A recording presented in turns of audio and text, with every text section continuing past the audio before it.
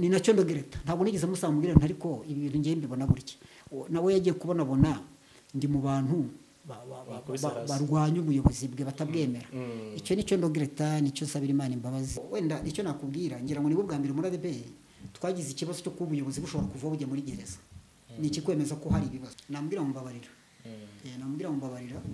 ngiye ntabwo mpakana ko ubuyobozi bwari bukwiye kuva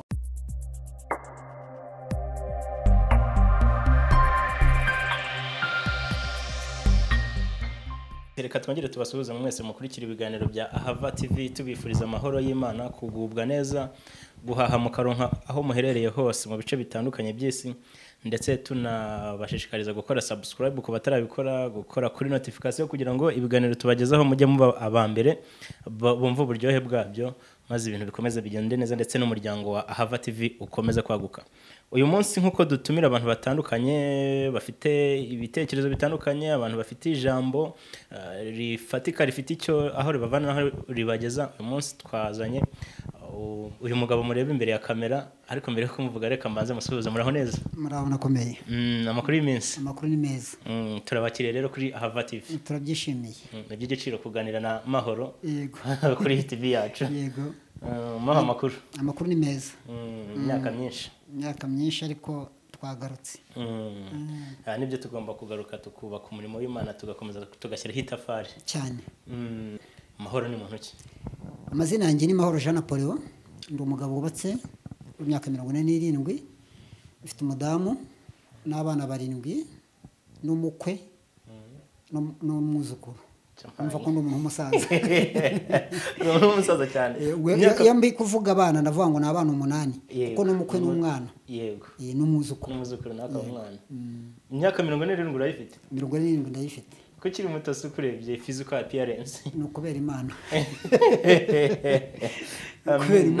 yego uyu ni Mahoro Napoleon niho tujye kuganira uyu munsi tutarambiranye Mahoro ni umuntu wamenyekanye cyane muri ADPR mu itorero rya ADPR by'umwihariko i Remera nibyo yego mu myaka yashize yaravuzwe cyane akunze kuba kuri social media mu bitangazamakuru bitandukanye atanga ibitekerezo by'umwihariko byose bifatanya nyine no gukora umurimo w'Imana mu itorero rya ADPR abarizwamo na n'ubu racyari muri ADPR racyari muri ADPR ndi umukristo muri ADPR udashobora no kubivamo donc hari ukuntu abantu bavuga njya nkunda kuganira n'abantu bakambwira batari ko mwazagiye nkabwira ntari ko se mwagiye mu mufite iyo mujya kurumva iri torero twarivukiyemo kutubwira ngo genda ntawe ufite handi waje rero ndi umukristo mu itorero ADPR utenda no kubivamo cyangwa utenda no gutekereza kubireka kuko ari byo hakaba yari impamvu nyinshi zatumye uyu munsi ntakirimo turetse wenda ari intambara umuntu aba yarahuye nabyo abantu benshi bagiye bashinga amatorero n'amadini benshi twariganye mu shuri rya Bibiliya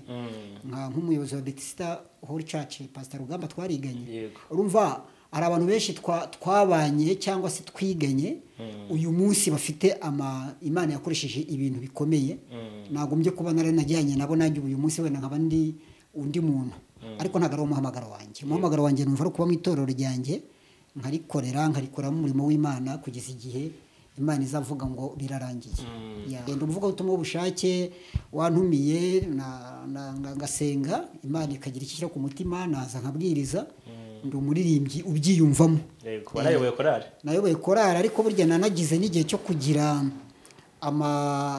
indirimbo zanjye ku giti cyanjye buriya n'ingihe yaririmbye cassette ivuga ngo kwizera n'igiti cy'umwimerere kera imbuto bitangaza imbura iriya ni iyanjye kandi ni iya kera yarahitinze cyane ariko kuko ntigeze ngira intumbero y'uko wenda ibintu by'ivugabutumwa nabigira ibintu bimbeshejeho akaba ari bwo buzima doke ncungiro n'imibereho byatumaga hari ukuntu nkora nka cassette ngahita nyitanga kugira ngo bayikoremo nyinshi baha abantu bumva ubutumwa bwiza rero byagiye bituma itandukaniro ry'imihimbire yanjye n'imiririmbire yanjye bitandukana n'iby'abandi bahanzi kuko sinshobora gukoresha igiterane uvuga ndakoresha igiterane wenda kugira ngo bampe amafaranga aho ibintu mbikora mu rwego rw'ivugabutumwa maze igihe kinini rero ngira ngo ni nk'imyaka 10 meze nk'umuntu wabihagaritse kubera impamvu wenda z'ubuzima n'imibereho cyangwa n'ubundi buzima nari ninjiyemo bushyashya ariko ubu ndimo ndagaruka kugira ngo nongere nubake ibintu bishya kuko ijambo ry'Imana rivuga ngo Uwiteka azongera twubake kandi tuzaba twubakitse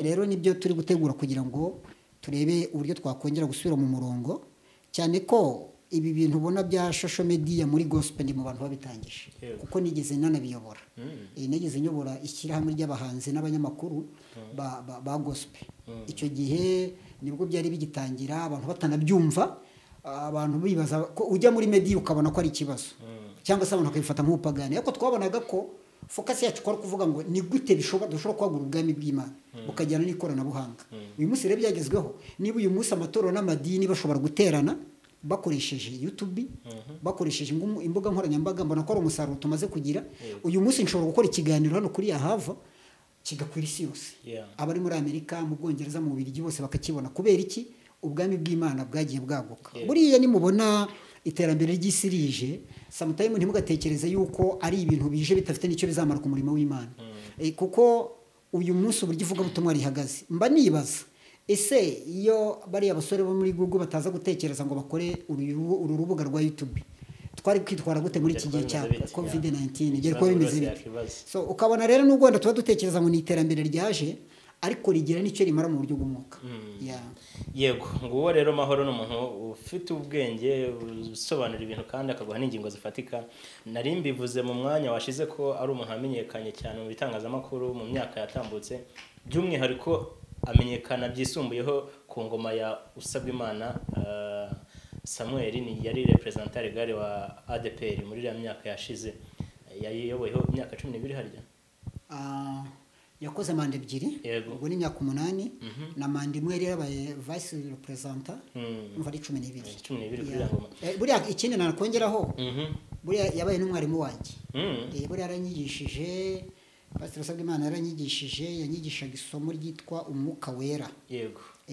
umwuka wera ngira ngo n'ubuzima bw'itorero ni nk'amasomo abiri yanyigishaga urumva rero n'umuntu tuziranye cyane wabaye mwarimu wanjye yego nibyo nari nkomojeho rero wamenyekanye cyangwa wavuzwe byisumbuyeho muri biriya bihe ubwo hari inkundura yo kumweguza cyangwa gushaka ko va kuri buriya buyobozi yarayoboye kandi mu bantu bashyiraga ijwi hejuru bavuga bati hari bitagenda neza wari urimo kubera iki iyo initiative uri mu bayifashe ngewe navukiye mu itorero ritanga uburenganzira bwo kuvuga icyo umuntu atekereza ubundi nubwo nkora umurimo w'Imana i Remera ariko navukiye mu itorero rya Ntura abankurikiye Ahava TV wenda bavuka muri iyo paruwase barabizi yari paruwase abakristo bagira ibitekerezo none ugatanga hakabura urubuga rw'ibitekerezo hakaba amanama ibintu tumva ukabibaza kandi kugeza ubwo umushumba bigusobanura ukabyumva cyangwa n'abandi bayobozi urumva rero nayibayemo icyo gihe yayoborwaga n'umupasiteri witwaga Nkomeza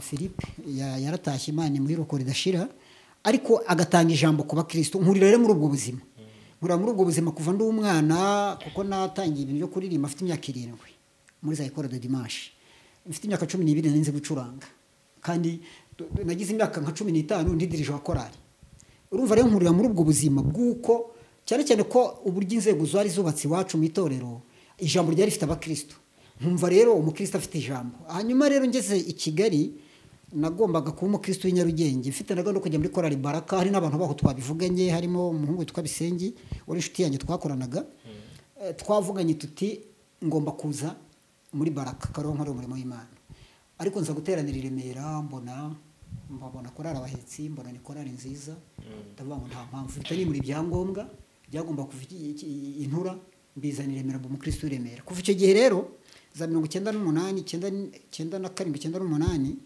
matangiye gukora umurimo w'Imana i Remera maze nk'amezi 2 bangira vice dirisha hashize nk'amezi 2 nari nungirijwe witwa Kizimana Evariste riririmba ngo mbese torero abareguye kubera impamvu z'uko ivuga butumwa ryari kwaguka mpita mbadirisha nyuma y'imyaka 2 mba president donc nari maze imyaka 10 ngira ngo ni nka 17 cyangwa 16 ndi umuyobozi wakorera abahetsi mu buryo bumwe cyangwa mu bundi cyangwa mu rwego rumwe cyangwa urundi rero warumbajije ngo ese nagiye mu bintu bya Usabwimana gute kwa kundi kumva ko ijambo ari ry'abakristo byatumaga ngira ibintu by'ibitekerezo mbaza wenda sometimes ugasanga sinangombwa ariko bigatuma ngomba kugira bigatuma ngo ninjira muri ibyo bintu bigatuma hari ibintu bimwe na bimwe ninjiramo bigatuma hari ibintu bimwe na bimwe ngomba kumenya bigatuma hari ibintu bimwe na bimwe urumva no kuba nari nagiye mu ishuri rya Bibiliya kuko urumva nisi iryo shuri rya ETD hanyuma nza kwiga ishuri gitwa Alliance naryo bitanga diplome y'imyaka 4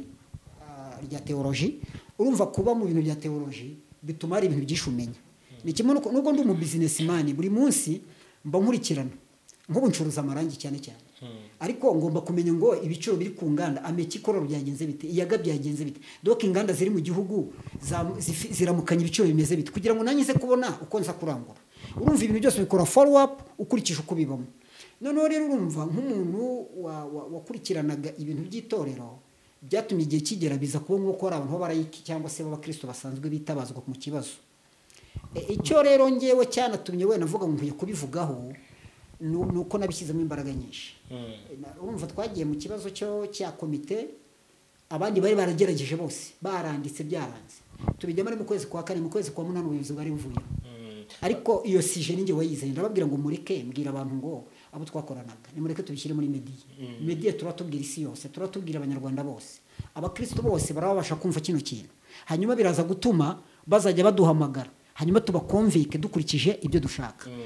Urumva rero icyo nticyabaye ikintu cyiza, kuko urumva njyewe antire nawe ndacyavuga ko ubuyobozi kuva si ikibazo, kuko n'ubundi ubuyobozi ntabwo buba buzagumaho iteka ryose, ariko noneho kuboneka mu babukura, kuboneka mu bantu babwataka, kuko urumva njye naratandukiriye. Bibiliya iravuga ngo nimba ufite ikibazo umwana cyangwa se ukaba ufite ikibazo mu muryango, banza ugitrete mu muryango. Niba umuntu umugiranye ikibazo banza uvugane nawe, numara kuvugana nawe nakunda n'uvuga n'undi, ariko ndumva njye nahise nsimbuka njya muri media. Cyo ntabwo mwari mwaricaye ngo mu biganiro h'itorero? Oya, nta nari mu ntegeze nicara we mvugana n'abayobozi, yewe na represent ubwe, kandi umva twaravuganaga. Ntabwo nigeze, ni nacyo ndogereta, ntabwo nigeze musambwira ariko ibi bintu ngiye mbibona gutya. Nawe yagiye kubona ndi mu bantu barwanya ubuyobozi bwe batabwemera. Icyo nicyo ndogereta, nicyo nsabira Imana imbabazi, nkagisabira abakristo imbabazi, yewe ni itorero n'abanyarwanda muri rusange, kuko nkeneye kugira ngo icyo kintu kibibuke. Ubone ni ibihe bibazo by'ingutu bya biri muri ADPR muri kiriya gihe byatumye muhaguruka, wenda bikaba mwana atandukira, ariko byari ngombwa nyine ko mugaragaza ibibazo? Ndabisubiramo, ntabwo wenda mvuga ngo ubuyobozi nibwo ari bukwiye kuvaho, ahubwo uburyo strategy ngewe uruhare rwanjye nashyizemo ntabwo nari nkwiye kurushyiramo, nari kurushyiramo mu bundi buryo, ariko ndushyiramo mu buryo butari bwo.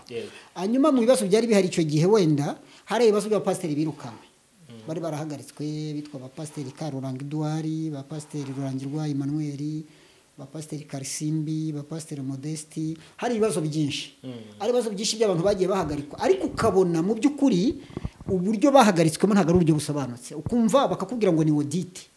Ni nacyo nge cyanatumye mpaguruka cyane, kuko naravuze ngo nimba tureba audit yose ya ADPR ugasanga wenda umushumba wa Gikondo wenda urugero yahombye wenda miliyoni 10 wenda bamuhagaritse, ariko ugasanga wenda umushumba wa Ruhango wenda ni urugero ndi gutanga yahombye miliyoni 50 baramwihoreye. Hari nk'abashumba b'indembo narebaga nkavuga bakavuga ngo urembo rw'Umutara wenda yahombye nka miliyoni 25 bamuhagaritse. Hanyuma ugasanga umushumba uri ku Gikongoro, cyitwaga Gikongoro, urumva ndi kukoresha amazina ya kera kuko ariyo yakoraga icyo gihe, yahombye miliyoni 60, ugasanga we ntahagaze. Noneho tukibaza tukavuga ngo ariko nimba ibintu biriho cyangwa itorero ririho ryagombye gukorera mu mucyo, rigakorera mu buryo abantu bose bagerwaho n'ibyiza, cyangwa se niba n'ibibazo bikabagiriraho mu buryo bungana. Ibyo nibyo byatumye wenda duhaguruka, harimo n'ibitundi tubazo twinshi.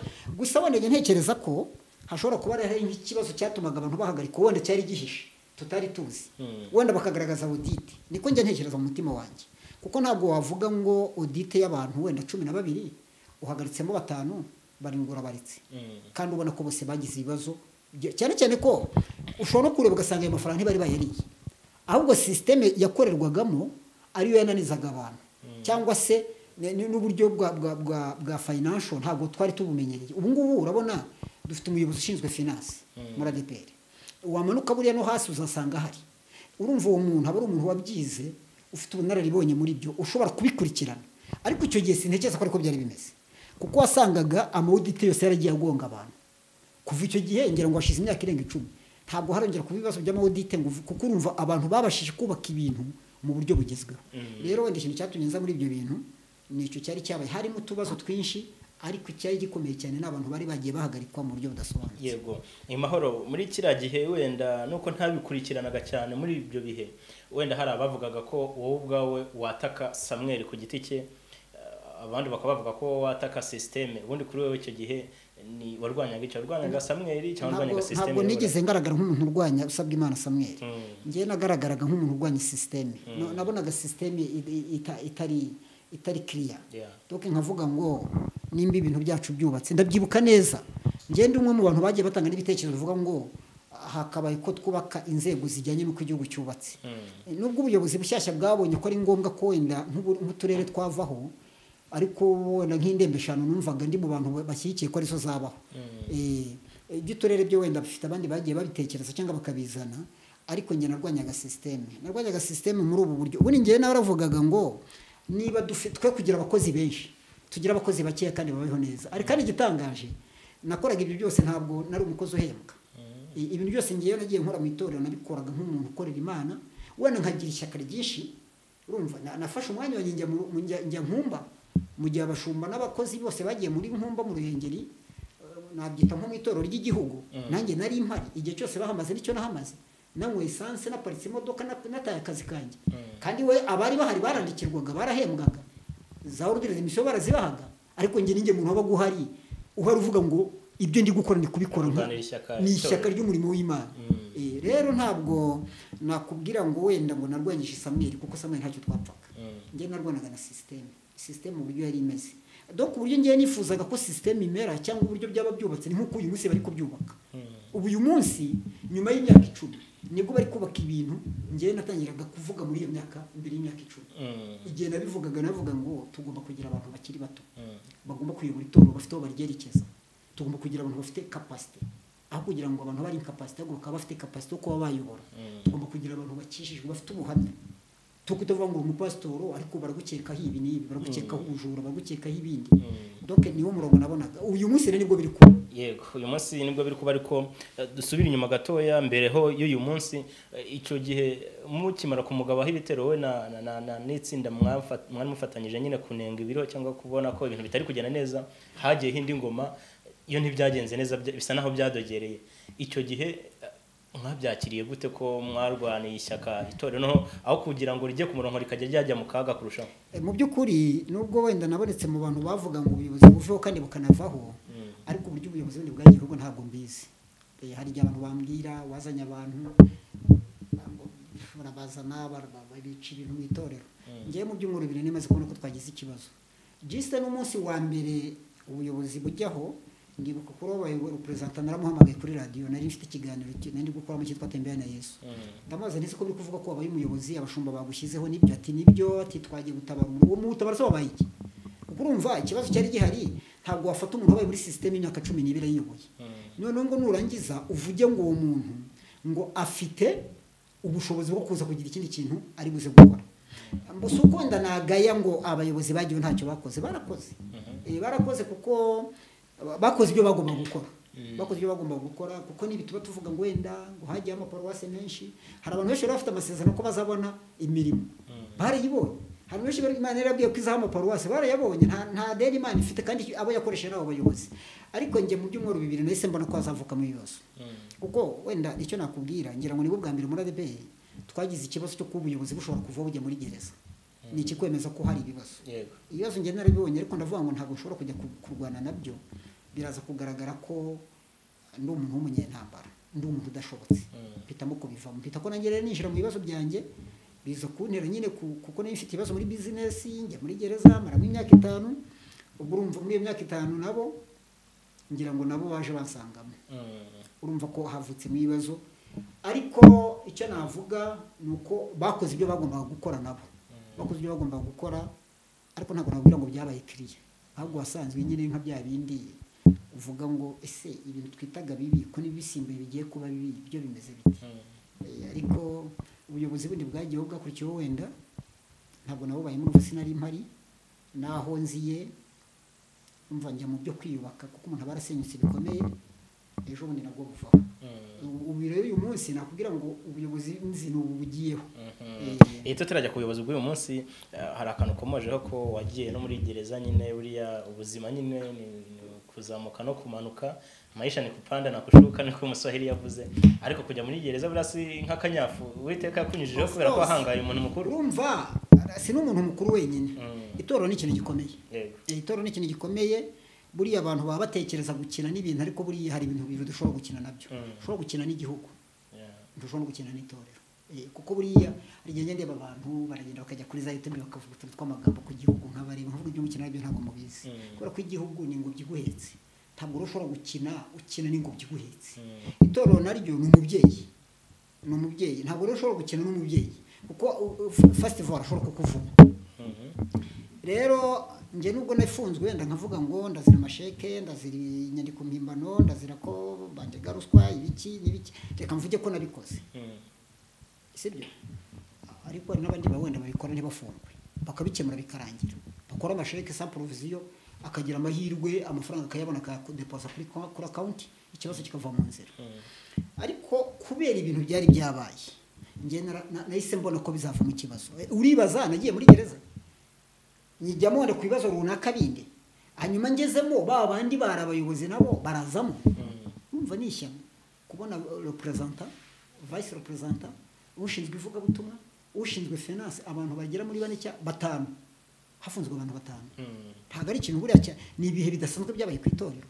Ahubwo n'abantu baje kuyobora wenda bakavuga ngo baje kuyobora itorero, uretse ko nyuma yaho n'uwari vice representant nawe yarafunzwe wundi wakurikiyeho. Ni ibintu bundi, ni ibintu navuga ko bitari byiza.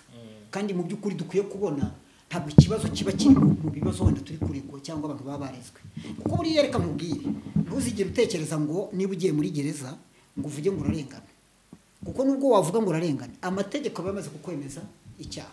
Ngewe nagezemo nkomeza umurimo w'Imana, baranansengera mu mwarimu, uretse ko nyiri ubwarimu bwaho iyo uje ubusega ku muryango baguha icyangombwa cy'uko wari we, ariko umva ikijyanye ukavuga ngo wari mwarimu ngo muri gereza.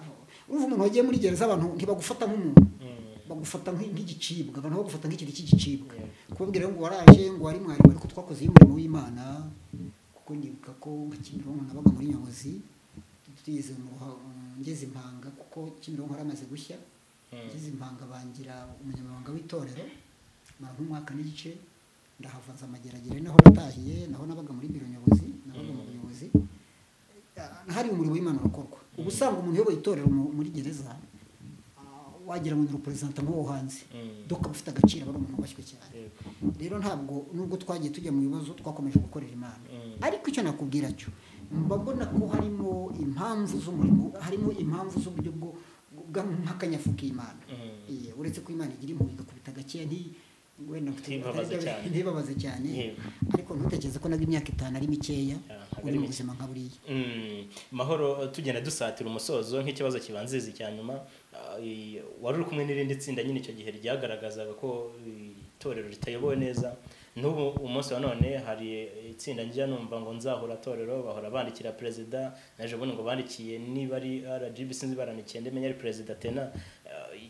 Iyo ubonye abantu bari gukora ibyo ngibyo ku itorero Tena, kandi bavuze ati itorero ntabwo ari ikintu cyakagombye guhangarwa, ukagereranya n'ibyo mwakoze, abantu nk'abakora ibyo bintu wababwira iki umunsi wa none nkaho ufite experience ku bintu nk'ibyo? Icyambere nababwira no ko ari abayobe, kuko ijambo ry'Imana ribyemera. Nta hantu namwe muri Bibiliya namwe hatwemerera ko niba abayobozi batuyoboye bafite wenda intege nke ko tujya kubateza abandi bantu. Nta hamwe. Urumva rero n'abayobe, ngiye mbabara nk'abayobe bariye, cyakora nk'abayobora nk'abayobe bagenzi banjye, kuko nanjye narayobye. Ndetse inama nabaha cyane no kubireka, kuko nta nyungu bigira. Kuko ubu aho itorero rigeze ntibizongera ntabwo bishoboka ko bizongera ngo umuntu ateze intambara ngo numara kuziteza uboneke no mu buyobozi. Buriya byararangiye, buriya byararangiye. Uzajya uziteza nyine bafatire n'abandi bantu baze bakize ibyo wangije, ariko gutekereza ngo wenda ngo ndaza guteza akavuyo ngo hanyuma nimara kugateza ngo bashyire mu buyobozi, ntabwo bizongera muri ADPR. Buriya byararangiye. Ikintu cyose kigira buriya, ikintu cyose muri experience mfite kigira itangiro kikagira n'iherezo. Biriya byararangiye ntibizongera. Rero icyambere nababwira nuko rubiyobe kandi bakwiye kubureka. Icya kabiri nabwira abakristo nuko burya dukwiye kubaha abayobozi. Uretse wenda n'ubuyobozi bwo mu itorero, ni inshingano zacu kubaha n'ubuyobozi bw'igihugu, kubera ko ubuyobozi bwose bushyirwaho n'Imana, kandi Bibiliya ikatubwira ngo mwumvire abo bayobora. Urumva rero ni ikintu abantu bakwiye gutekereza. Iyo utandukiriye ya nshingano yo kumvira, dejo wamaze kujya ku ruhande rutari urw'Imana. Rero abo bantu bandika, nanjye maze iminsi mbibona, nkabona ngo hari abantu banditse ngo ubuyobozi ngo bwagiyeho, ngo ngo n'abana se ku kihe kigero. Iyo ni imyumvire, ni bya bibazo nyine twagiye tugira buri munsi byo kuba itorero ryari riyoborwa n'abantu b'abasaza bagaterura ibintu byo muri 59 bagashaka kubizana muri 98 muri 2000. Ntabwo byashoboka. Uyu munsi none se niba ubuse nta bihugu uzi abantu bagiye bayoborwa n'abana b'imyaka 25 ari igihugu, umuntu akaba perezida afite 25 kandi akayobora igihugu bikagenda neza. None se kuki twakumva ko itorero ritayoborwa n'abantu batoya, kumva ngo uretse ko n'abaratari bato nabo ntabwo ari bato, burya abantu bari mu myaka za 40 baba bakuze nabo.